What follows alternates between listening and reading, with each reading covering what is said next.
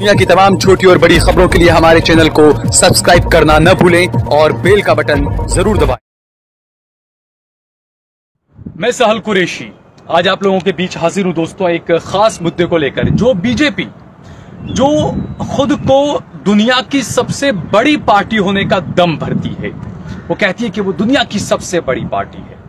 2014 के बाद एक लगातार कई चुनाव बीजेपी ने जीते, हारे भी बहुत लेकिन जीते ज्यादा। अब दोस्तों अचानक एक ऐसी खबर है कि उत्तर प्रदेश में चुनाव चल रहे हैं, आखिरी 2 चरणों का चुनाव, आज जो है वो 6ठे चरण का चुनाव है और उसके बाद में 7वें चरणों का चुनाव बचा है।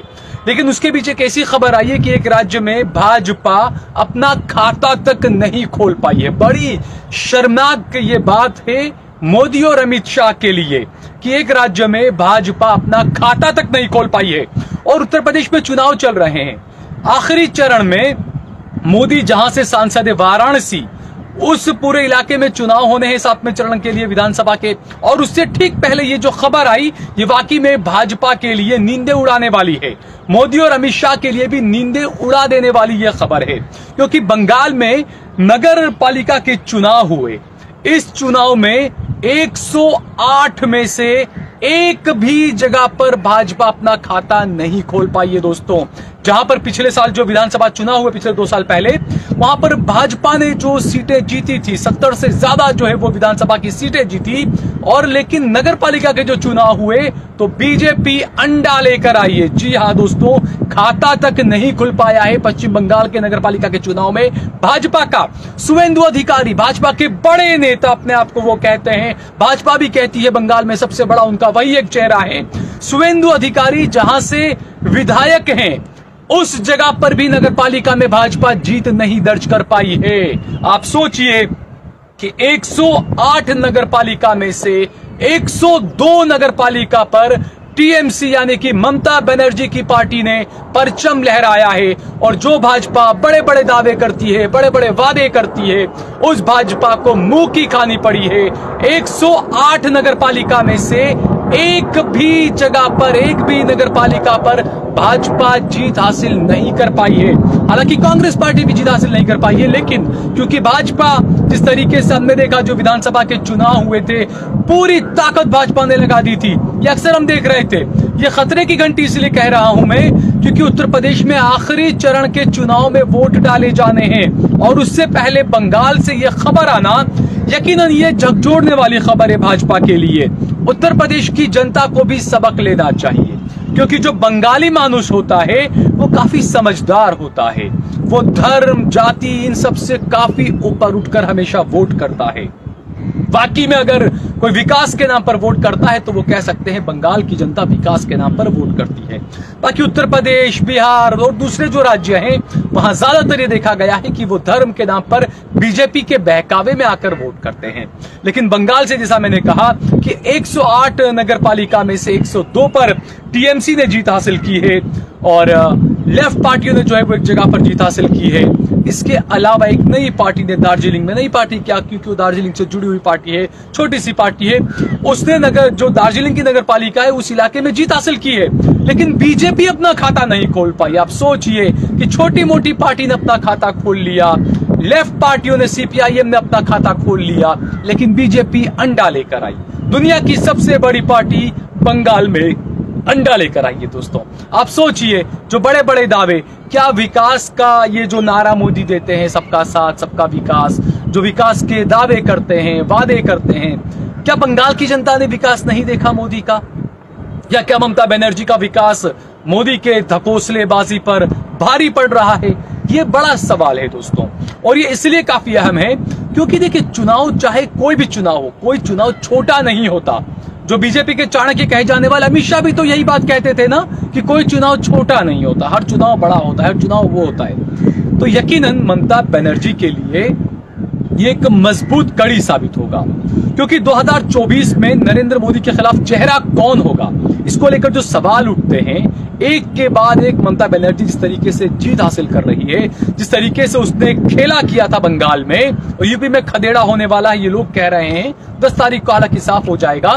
लेकिन जिस तरीके से ममता बनर्जी ने मोदी, शाह और बीजेपी का जो खेला किया, उस वजह से, और उसके बाद अब जो नगर पालिका के चुनाव हुए उसमें भी जो है वो खदेड़ा हो गया बीजेपी का, कि बीजेपी को एक भी नगर पालिका पर वहां पर जीत हासिल नहीं हुई। तो खेला के बाद में खदेड़ा कर दिया यहां पर ममता बनर्जी ने और टीएमसी ने और बंगाल के लोगों ने मिलकर। तो जो बीजेपी विधानसभा में 77 सीटें जीती थी, वो बीजेपी नगर पालिका में अंडा लेकर आई। तो इसका असर जो है वो 2024 में भी देखने को मिलेगा, क्योंकि ये जो छोटे मोटे चुनाव भी होते हैं, ममता बनर्जी को ये चुनाव वाकई में एक मजबूत नेता के तौर पर एक स्थापित कर रहे हैं। तो यकीनन जो सवाल जो उठते हैं ना कि मोदी नहीं तो कौन, तो ये जो है वो जवाब अब बंगाल की तरफ से थोड़ा बहुत आने लगा है कि मोदी नहीं तो कौन। ये सवाल का जवाब जो है वो बंगाल की जनता दे रही है। दूसरा, जैसा मैंने कहा, शुवेंदु अधिकारी बड़े नेता हैं बीजेपी के, उनका जो गढ़ है कांथी, वहां पर भी जो है वो बीजेपी जीत दर्ज नहीं करा पाई है।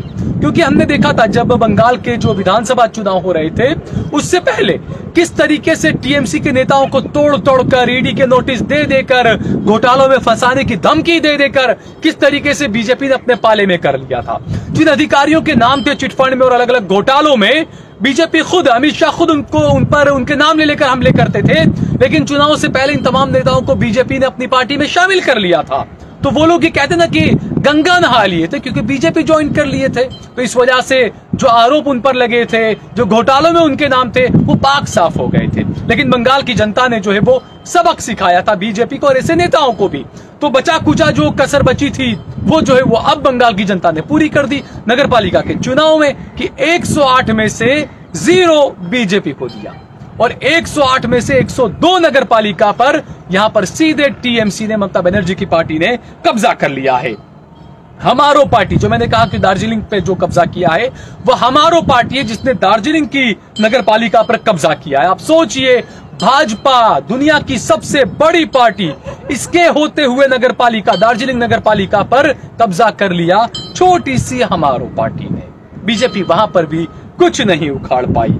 इसके अलावा जो मैंने बताया कि सीपीआईएम ने जो है वो नादिया में जो है वो ताहिरपुर नगर पालिका पर कब्जा किया है। और जैसा मैंने बताया कि 77 विधानसभा सीटें जीतने वाली भाजपा कहीं पर भी एक भी नगर पालिका बंगाल में नहीं जीत पाई है। कांग्रेस को भी हालांकि मैंने जैसे बताया कि नहीं जीत पाई एक भी नगर पालिका। हालांकि कई शहरों में, कई वार्ड में ये दोनों जो है वो जीते जरूर हैं, लेकिन कहीं नगर पालिका पर कब्जा नहीं कर पाए हैं। ये बड़ा चाणक्य के लिए बड़ा सवाल पैदा करता है। चुनावी इलेक्शन कमीशन जो है वो, उसकी तरफ से कहा गया है कि 102 नगर पालिका में टीएमसी ने जीत दर्ज कर ली है, बीजेपी खाता नहीं खुलवा पाई है। यानी कि एक के बाद एक बुरी खबरें जो है वो बीजेपी के लिए आ रही है। मुर्शिदाबाद की बेलडांगा, पुरुलिया की झालदा, हुगली की चंपाड़ा और पूर्वी मिदनापुर जिले में जो है वो एग्रा इस मिला के जो है वो 4 नगर पालिका हैं। यहां पर किसी को भी बहुमत नहीं मिला है। ये 4 नगर पालिकाएं हैं जहां पर किसी को बहुमत नहीं मिल पाया है।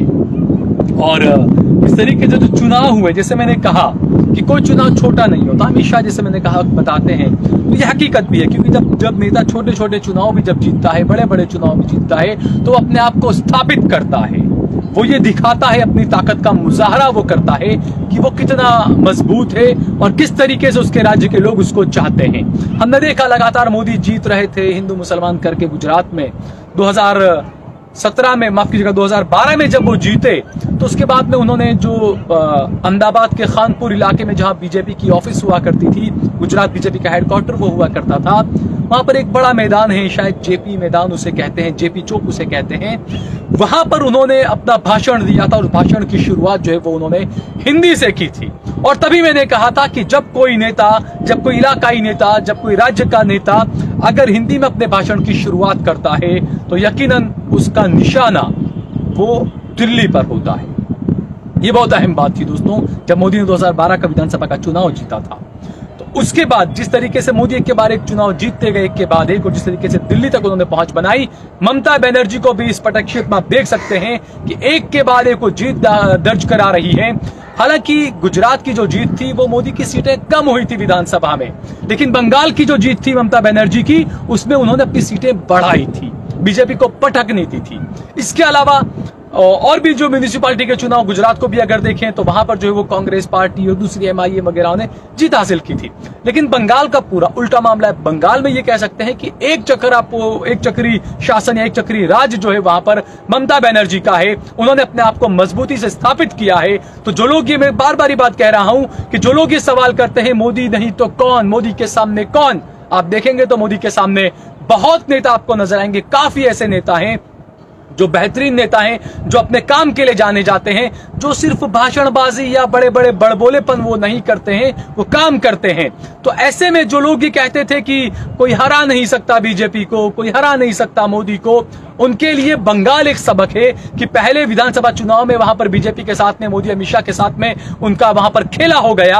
और अब जो है वो जब नगरपालिका के चुनाव हुए बंगाल में, तो वहां पर मोदी, अमित शाह और बीजेपी का खदेड़ा हो गया है। तो अब इसका कितना असर यूपी चुनाव के आखिरी चरण में होगा, ये देखना होगा। ये इसलिए भी जरूरी है दोस्तों, क्योंकि आखिरी चरण जहां पर वाराणसी, जहां से मोदी खुद सांसद हैं, उस इलाके में विधानसभा के चुनाव हैं और ममता बनर्जी जो बंगाल की मुख्यमंत्री हैं, वो खुद वहां पर अखिलेश के समर्थन के लिए पहुंच चुकी हैं। तो वो किस तरीके से प्रचार करेगी मोदी के खिलाफ, ये बिल्कुल साफ अभी से नजर आ रहा है। इस चुनाव के रिजल्ट से, जिस तरीके से बंगाल के नगरपालिका के जो चुनाव के नतीजे आए हैं, उससे ये साफ हो गया है कि वाराणसी के अंदर ममता बनर्जी और अखिलेश यादव मिलकर मोदी पर, बीजेपी पर, अमित शाह पर जबरदस्त हमलावर होने वाले हैं। और ये जो हार है बंगाल की, कहीं ना कहीं इसका थोड़ा सा भी असर अगर वाराणसी में नजर आ गया तो मोदी या अमित शाह के लेने के देने पड़ सकते हैं। भाजपा को करारी हार का सामना भी करना पड़ सकता है।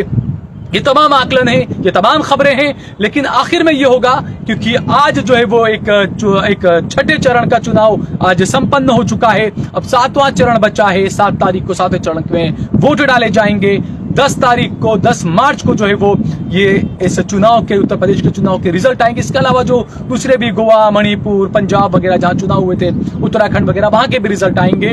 तो 10 तारीख को यह साफ हो जाएगा कि आखिरकार ऊंट किस करवट बैठता है, जनता किस पर भरोसा कर रही है। ये 10 तारीख को जो है वो साफ हो जाएगा। इस वीडियो को ज्यादा से ज्यादा शेयर करिए। अगर आपको ये वीडियो पसंद आया हो तो इस पर कमेंट करिए, इसे लाइक करिए। आप कमेंट बॉक्स में हमारे सुझाव भी आप हमें जरूर दे सकते हैं।